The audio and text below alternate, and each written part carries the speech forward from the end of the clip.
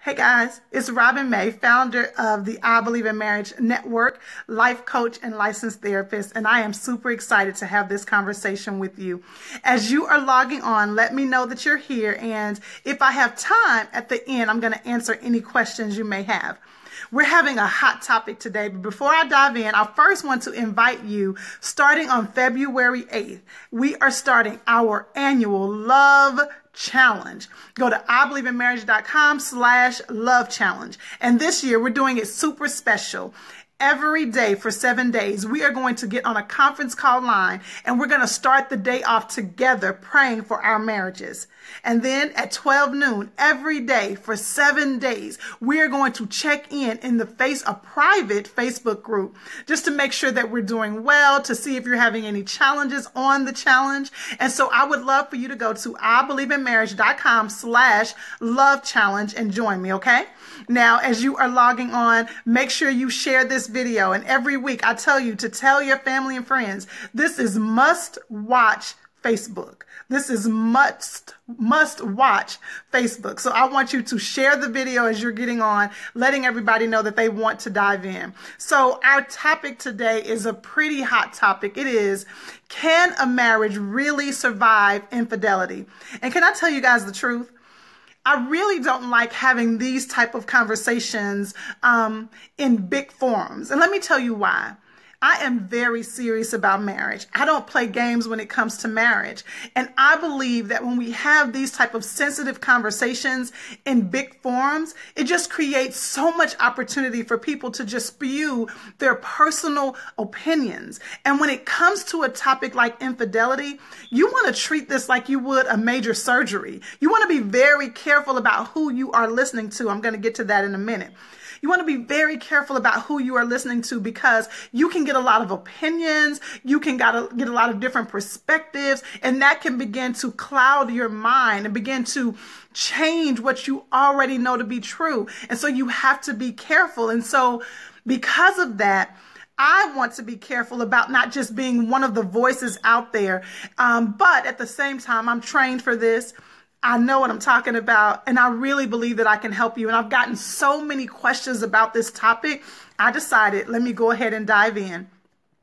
Now, I'm going to give you a lot of information during this Facebook Live, but I'm actually going to keep it very high level. I'm going to give you a lot of information, but I'm going to keep it very high level. And what I mean by that is I'm not going to get into all the nuances that I could get into, because I want you to really understand that when it comes to infidelity in a marriage, it is very, very, very layered.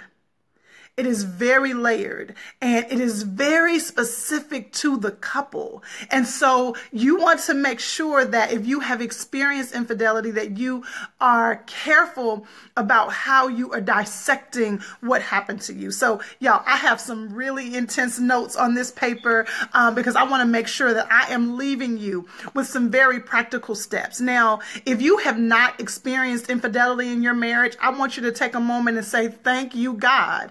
But I want you to stay tuned because at the end of our time today, I'm going to share with you some things we all can do to cover and protect our marriage, okay? And listen, while we are talking about infidelity, this topic can actually help you with any type of betrayal you might have experienced. Infidelity is not the only betrayal in a marriage. So these suggestions that I'm going to share with you, these strategies, can really help in any area where there has been any type of betrayal. So keep that in mind as you're listening in.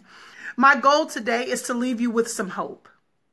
My goal today is to leave you with some hope. I want you to know that you absolutely, if you want to save your marriage, I want to give you some hope for doing that. If there has been infidelity in your marriage and you're like, gosh, I want to save it, I want to give you some hope to let you know you can. So can a marriage really survive infidelity? That's the question. Can a marriage really survive infidelity? And I'm here to tell you absolutely. I'm going to say it again. Absolutely. Marriage can survive infidelity. Now, will a marriage survive infidelity? I can't tell you that. I can't tell you if a marriage definitely will survive infidelity because we've all seen plenty of couples who have experienced infidelity and the marriage did not survive. And quite frankly, it's not our place to judge that. It is not our place to judge that. As a matter of fact, let me tell you this. I am a licensed professional counselor. I am a certified life coach. I am a woman of faith. I will pray you through, but it is not my place or anybody else's for that matter to tell you whether or not you and your spouse are supposed to stay together. It's not anybody's place to tell you that when there has been an affair, what you and your spouse should do. It is critically important that, like the Bible says, you work out your own soul salvation. You and your spouse have to work through that together. It's nobody else's place to tell you what you should or should not do in that situation. I like to tell couples all the time that when it comes to marriage work, whether we're talking about infidelity or anything else, I'm not going to sugarcoat it. I'm going to give it to you straight. So while I told you that a marriage absolutely can survive infidelity, I'm going to also tell you it ain't easy.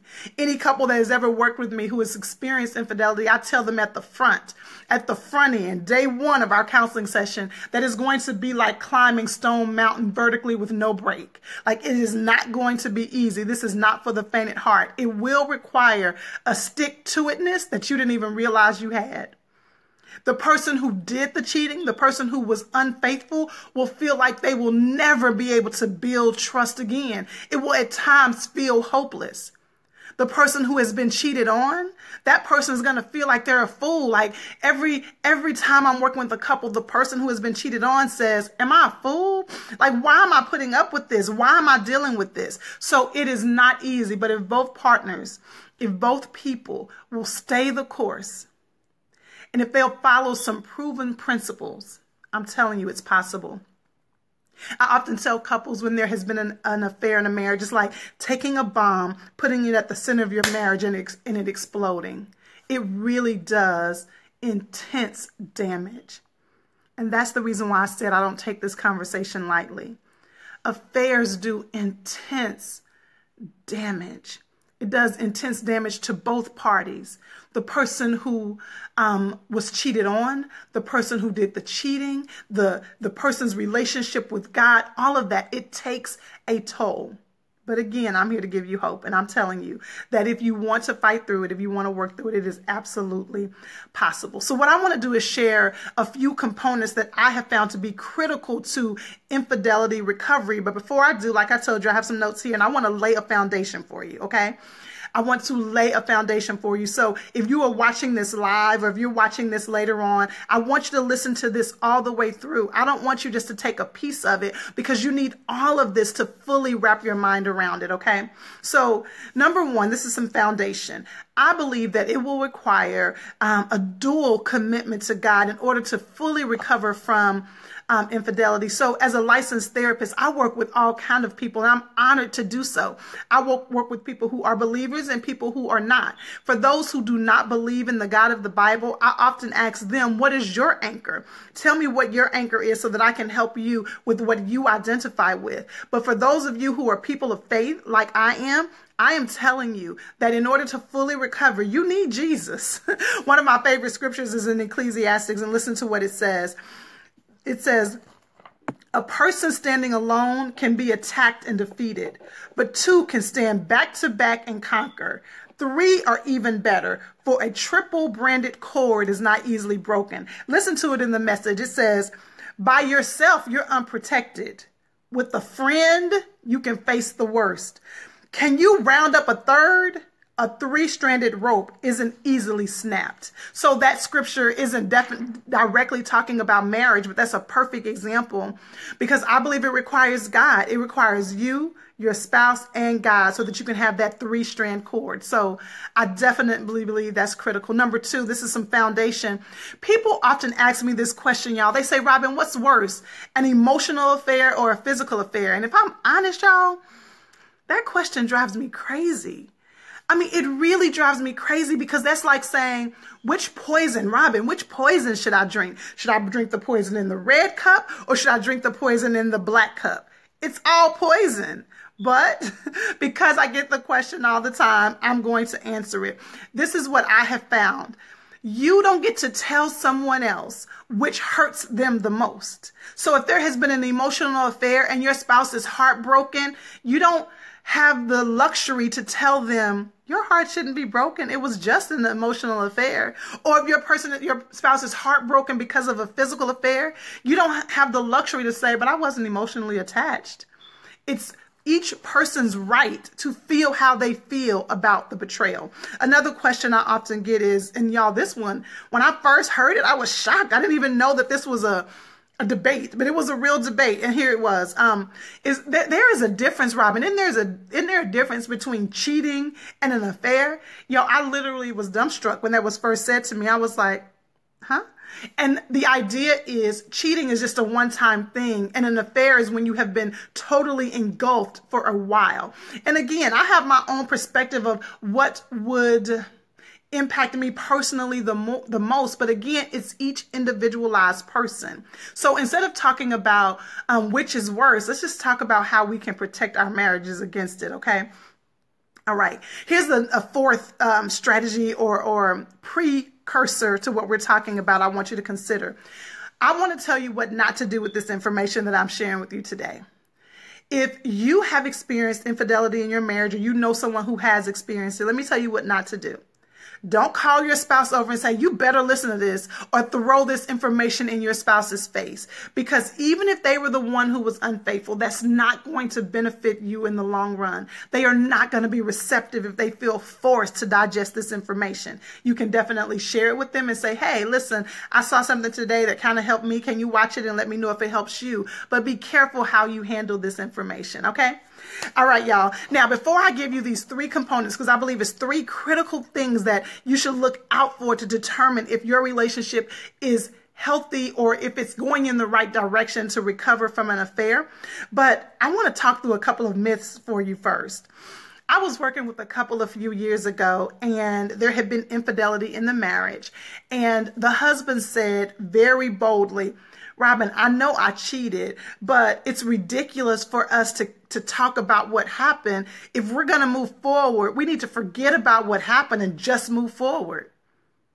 Well, that sounds good.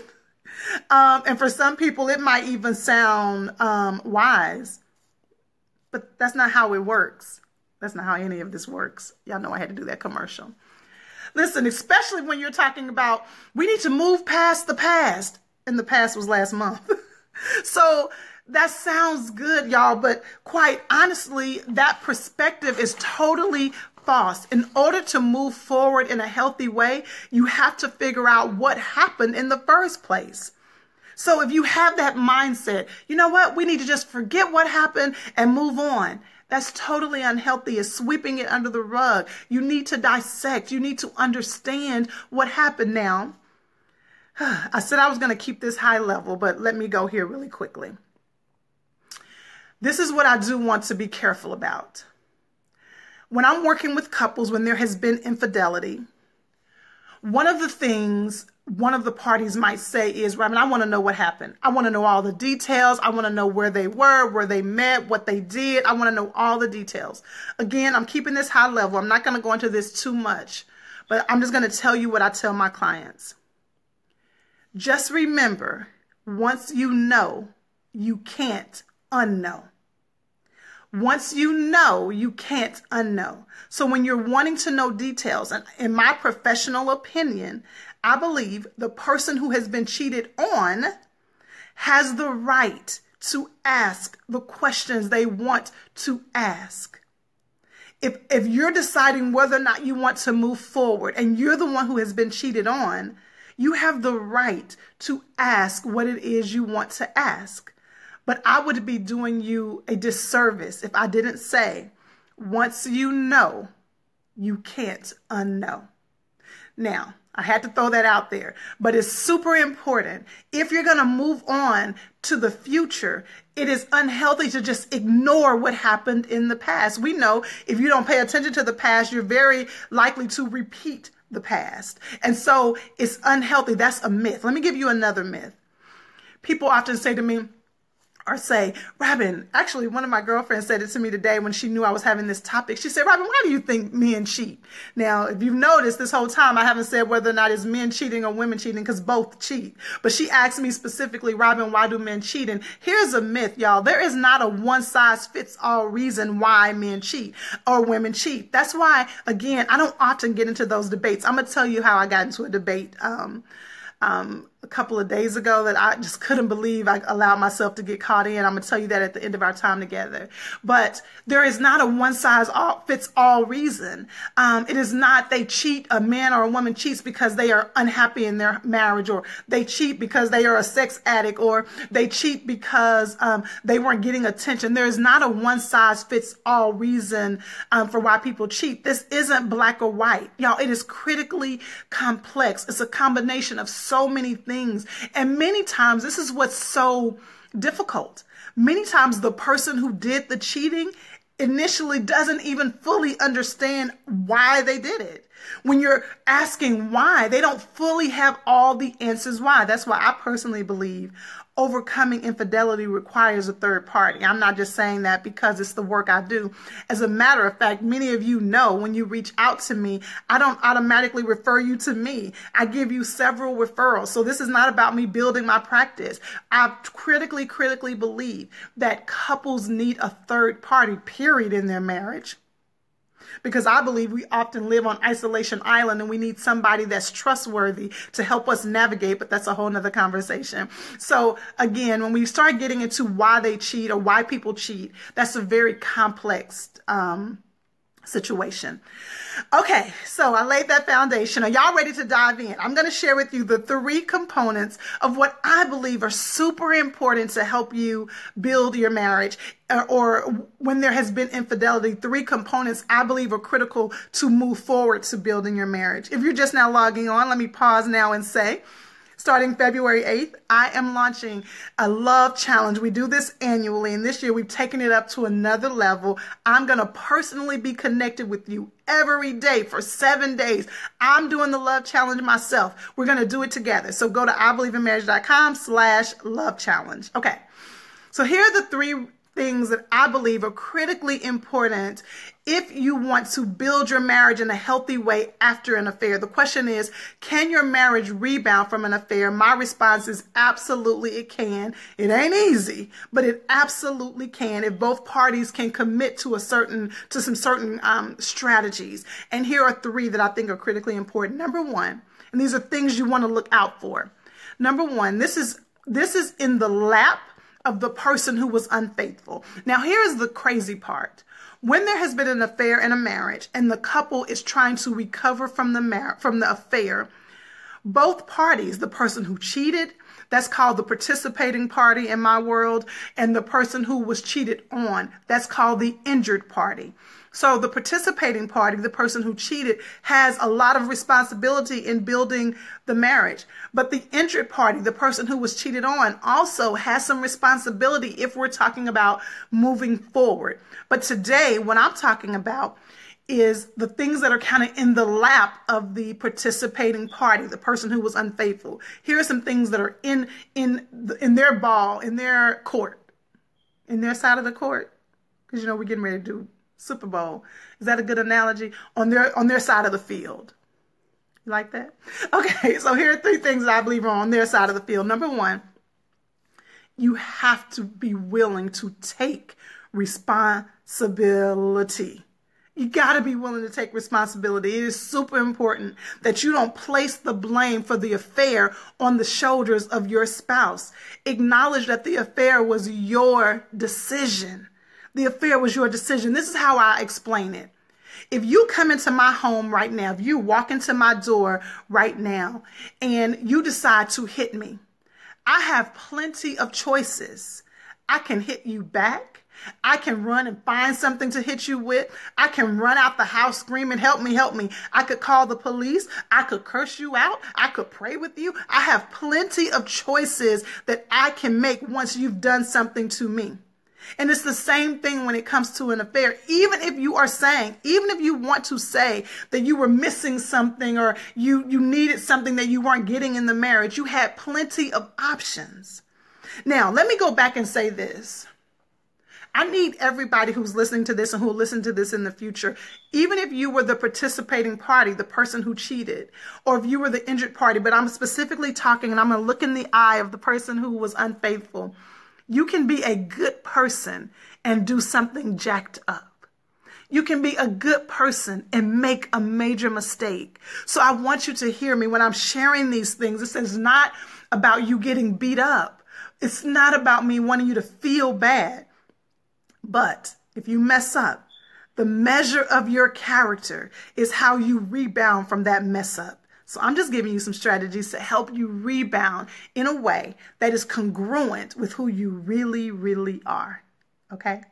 So if you were the participating party, if you were the person who was unfaithful, if you were missing something in your marriage, you had plenty of options. You could have had a conversation with your spouse. Maybe you said, Robin, I did that. Okay, well, then you could say, we need to go to counseling. Robin, I said that they wouldn't go. You could go to counseling by yourself. You could decide, I'm leaving the marriage. There are so many options you had. So if you were the participating party, it's critical that you take responsibility of the choice that you made. You are doing more damage when you place the blame on your spouse's lap. You made this decision. You chose this lane. And so you got to own that. So that's super important. So number one is responsibility.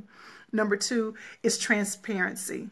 That's the second pillar. It's super important. You have to be willing to be transparent. Basically, you have to be an open book. One of my clients said, Robin, she was unfaithful. And she said, Robin, I'm just sick of this. I just want him to trust me. I leaned in. Her husband wasn't there. I leaned in and I looked her in the eye like I'm doing you now, and I said, you gave him every reason not to trust you. She then said, but this was my first time being unfaithful, Robin. We've been together 20 years. 20 years. She said, I've been faithful all those years. This was the only time. This was the first time. One time is enough. I looked her in the eye and I said, one time is enough. You gave him a reason not to trust you. And so now, in order to rebuild the trust, you got to be transparent. And y'all, often that can feel like you're being controlled. It'll feel like I got to leave my phone unlocked. I got to tell you who I'm talking to on the phone. It can feel very controlling. But the reality is you lost some of that uninhibited freedom when you made this decision. Okay. I want to talk about that a little bit more because one of the things with that is this. Transparency is important, but this is the reason why you don't want to go on this journey alone in recovering from the infidelity, because there does come a point when the injured party, the person who's been cheated on, has to do their part in their healing process so that they aren't feeling the need to be the police for the entire marriage. So that's an important piece. And that's why you don't want to do it alone, because it's not your spouse's place to tell you when that happens. But it is an important part to your healing. Okay, let's see. We got a little bit more to go. Here's the third one. So first, responsibility. Number two, transparency. And here's the third one, accountability. Accountability is critically important. Listen, I often say, take away an affair. If you don't want to be accountable, then you don't want to be married. If you don't want to be accountable, then you don't want to be married. So definitely when there's been infidelity, you want to be accountable. Again, that's that third party, somebody that you and your spouse are engaging with and helping you through this, challenging the person who was cheated on, asking you the tough questions. And here's the beautiful thing about it. Let me tell you what often happens in my work with couples when there's been an affair. The beautiful thing about it is the person who has been cheated on, the person who did the cheating, the participating party, even though they did the cheating, when they're trying to rebuild the marriage, they still have needs. They still have needs in the marriage. And so what I do in counseling is I serve as that voice to help that person articulate their needs, because they often, especially when they have any kind of integrity, If they have been unfaithful, they feel like I lost all opportunity to share my point. I lost all opportunity to share what I need. How dare I share what I need when I did my spouse so wrong? And so what happens in the counseling environment or the coaching environment, because I also do coaching, what often happens in that environment is I serve as the voice for the person who also wants to articulate what they need. So accountability doesn't have to be controlling.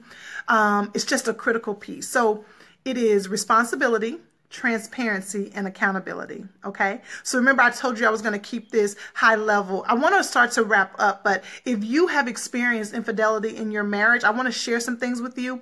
And then I want to talk to all of us, just ways that we can protect our marriage. Okay. Now, if you have experienced infidelity in your marriage, one of the first things I want to say to you, lean in with me. Do not isolate. You and your spouse do not need to isolate, but you need to be super careful about who you invite in. Don't isolate, but be super careful about who you invite in. Don't put it on Facebook. Don't call all your friends. You might want to be careful about telling your mama, okay? But you need to find somebody that the two of you trust, somebody that both of you trust, That's critically important. Not somebody that one person feels is on their side. Somebody you both trust to help you navigate. So don't isolate, but be careful who you invite in. Another tip I have for you is be careful if you were the one who was unfaithful, that you don't put a timeline on your spouse's healing. It's not your place. You know, you should be over that by now. It's not your place. Even if you feel like you are justified in it, it is not your place. This is how I often describe an affair. An affair happens. The person who was cheated on finds out. And now the person who was cheated on, I wish I had something to demonstrate it with you. The person who was cheated on now is carrying a big old rock. The person was cheating. It was discovered. The person who was cheating now throws that rock on their spouse like, oh, I feel so much better. I don't have to hold that secret anymore. Well, now your spouse is carrying this big old rock.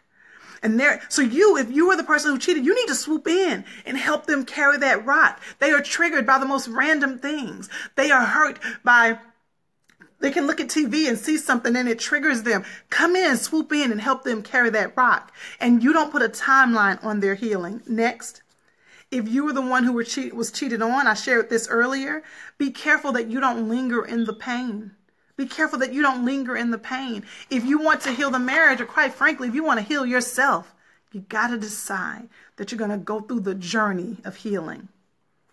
All right, y'all, I'm about to wrap up. As I shared, I was going to share one thing that every couple needs to do, but I'm going to share two things every couple needs to do to protect their marriage. Listen, I don't know how I feel about this idea of affair-proofing your marriage. I think it's really great strategies and tips I've heard over the years from people I highly respect on how to protect your marriage. So I just want to keep it at that. These are ways to protect your marriage, not foolproof, but I truly believe they can help.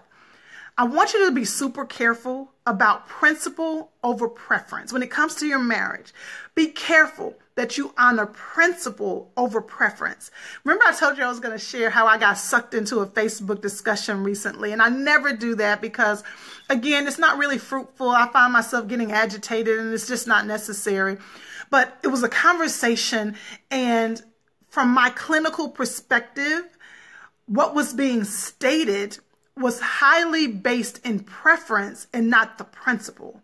And if you and your spouse get caught up in things based on preference and not principle, you're going to get frustrated. I want you and your spouse to work really hard on identifying principles and issues, that you build your marriage based on principles and not preferences. What are the principles that guide your marriage? And do you and your spouse honor those principles, not preference? So for example, here's a principle. Couples should pray together. That is a principle. Here is a preference. If somebody tells you, you and your spouse need to pray together every single day in the morning. If y'all not praying together every single day and you're not praying together in the morning, then you are not in line. Y'all, that's preference. The principle is we should pray together. How Lee and I work that out is between the two of us. So be careful as you're building your marriage that you honor principle over preference. And that requires a discussion. The two of you need to discuss what are the principles that govern our marriage. Here's another strategy I want to share with you to protect your marriage.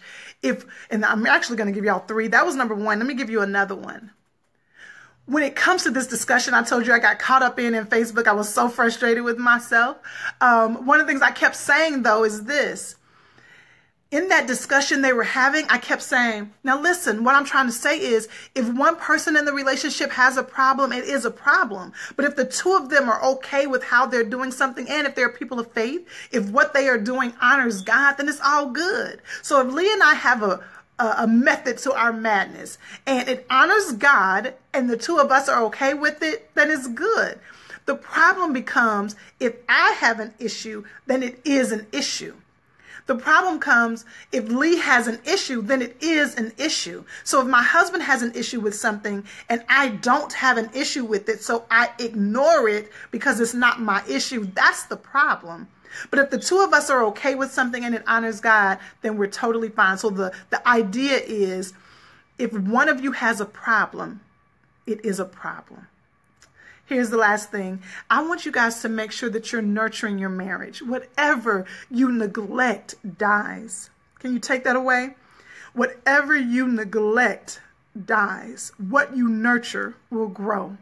I want you to nurture your romance. Remember this year in the I Believe in Marriage Network, we are getting out of the roommate zone. And the way we are getting out of the roommate zone, that place where we're living in the house together, but we're not doing life together. How we get out of the roommate zone is when we nurture our romance. So again, join me on the Love Challenge. Go to IBelieveInMarriage.com/Love Challenge. I'm going to help you and your spouse nurture your marriage for 7 whole days, absolutely free. We're going to pray every morning. We're going to check in at 12 noon every day. I'm going to give you little tips of pouring into your spouse. I'm going to give you actual prayers that you can print out and pray out loud. We are going to partner together for 7 days. I want you to nurture your romance. Okay, guys, you can ask any questions. I'll keep diving in to see how you guys are doing, what you thought about what I shared. Remember, the 3 principles or the 3 components to recovering from an affair is responsibility, accountability, and transparency. Responsibility, accountability, and transparency. All right, guys, share this video. If it helped you, let people know this is must watch Facebook. I'll talk to you soon.